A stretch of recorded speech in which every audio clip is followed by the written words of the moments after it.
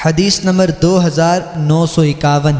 حضرت ابو الطفیل بیان کرتے ہیں کہ میں نے حضرت ابن عباس رضی اللہ تعالی عنہما سے عرض کیا کہ مجھے بتائیے کہ طواف کے پہلے 3 چکروں میں رمل اور باقی میں معمول کے مطابق چلنا سنت ہے، کیونکہ آپ کی قوم اسے سنت سمجھتی ہے۔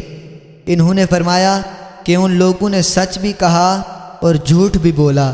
فرماتے ہیں میں نے پوچھا آپ کی اس بات کا کیا مطلب ہے کہ انہوں نے سچ بھی کہا اور جھوٹ بھی بولا؟ فرمایا رسول اکرم صلی اللہ علیہ وسلم مکہ مکرمہ تشریف لائے تو مشرکین نے کہا حضرت محمد صلی اللہ علیہ وسلم اور آپ کے صحابہ کرام کمزور ہونے کی وجہ سے بیت اللہ شریف کا طواف نہیں کر سکتے اور وہ آپ سے حسد کرتے تھے، تو آپ نے صحابہ کرام کو حکم دیا کہ طواف کے 3 چکروں میں رمل کریں اور 4 چکروں میں معمول کے مطابق چلیں۔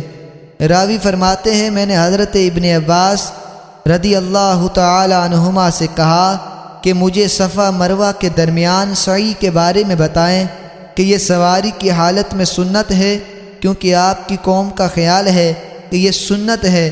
فرمایا انہوں نے سچ کہا اور جھوٹ بھی بولا۔ میں نے پوچھا اس کا کیا مطلب ہے؟ میں نے پوچھا اس کا کیا مطلب ہے کہ سچ بھی کہا اور جھوٹ بھی بولا؟